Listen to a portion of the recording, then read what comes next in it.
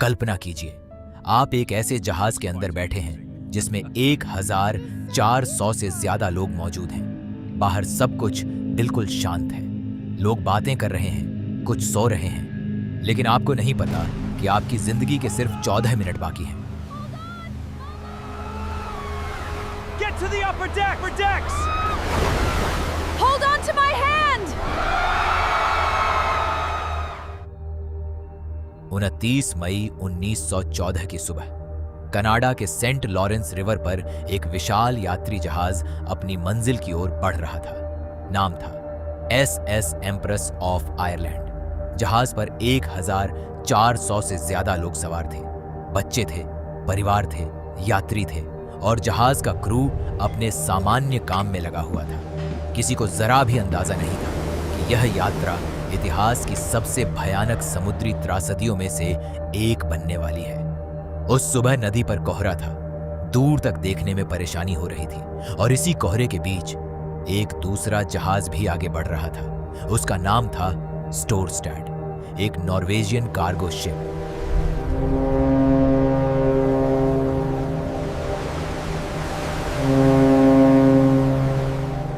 दोनों जहाज धीरे धीरे एक दूसरे के करीब आ रहे थे, लेकिन जितनी तेजी से उनके बीच की दूरी कम हो रही थी, उतनी ही तेजी से एक अनदेखा खतरा उनके करीब आ रहा था। एम्प्रेस ऑफ आयरलैंड पर बैठे यात्रियों को अभी तक कुछ पता नहीं था। कुछ लोग अपने केबन्स में आराम कर रहे थे, कुछ अपने परिवार के साथ समय बिता रहे थे, कुछ शायद अपनी मंजिल के बारे में सोच रहे थे। उन्हें लग रहा था कि यह भी बाकी यात्राओं की तरह एक सामान्य सफर है। लेकिन फिर Hold the line! It is not responding! Secure the lifeboats! Brace yourselves! Brace yourselves! नदी के कोहरे में दोनों जहाज एक दूसरे के बेहद करीब आ गए। क्रू ने स्थिति को संभालने की कोशिश की, लेकिन अब बहुत देर हो चुकी थी और फिर धड़ाम!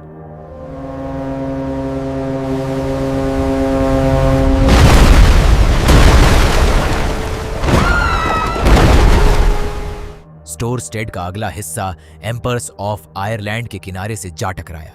टक्कर इतनी भयानक थी कि जहाज बुरी तरह क्षतिग्रस्त हो गया और फिर शुरू हुआ मौत का काउंटडाउन। जहाज के अंदर पानी तेजी से भरने लगा। अचानक यात्रियों को जोरदार झटके महसूस हुए। लोग घबराकर अपने केबिन से बाहर निकलने लगे। किसी को समझ नहीं आ रहा था कि हुआ क्या है, लेकिन कुछ ही पलों में उन्हें एक और बात महसूस हुई। जहाज एक तरफ झुक रहा था और वह लगातार झुकता जा रहा था। अब लोगों में भगदड़ जैसी स्थिति बनने लगी। कुछ लोग लाइफ जैकेट्स लेने दौड़े, कुछ अपने बच्चों को ढूंढने लगे, कुछ अपने परिवार का हाथ पकड़कर बाहर निकलने की कोशिश करने लगे। लेकिन किसी को नहीं पता था कि उनके पास बचने के लिए कितना समय है। और यही इस हादसे की सबसे भयानक बात थी। ये जहाज धीरे धीरे नहीं डूब रहा था, यह अविश्वसनीय तेजी से डूब रहा था। 1 मिनट बीता, फिर दूसरा, फिर 5 मिनट और जहाज का झुकाव बढ़ता गया। जो लोग बाहर निकल पाए, उनके सामने अब सेंट लॉरेंस रिवर का बर्फ जैसा ठंडा पानी था। लेकिन असली सवाल अभी बाकी था।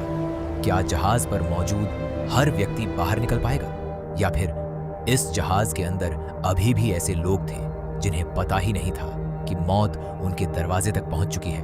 और फिर आया वह पल जिसने इस पूरी घटना को इतिहास की सबसे डरावनी मैरीटाइम ट्रेजेडीज में बदल दिया। क्योंकि एम्प्रेस ऑफ आयरलैंड के पास बचने के लिए घंटों नहीं, सिर्फ कुछ मिनट थे। लेकिन अगले कुछ मिनटों में जो हुआ वह शायद इस पूरी कहानी का सबसे खौफनाक हिस्सा है। पार्ट 2 में जानेंगे आखिर सिर्फ 14 मिनट में क्या हुआ, कितने लोग बच पाए और क्यों इस हादसे की तुलना आज भी टाइटैनिक से की जाती है।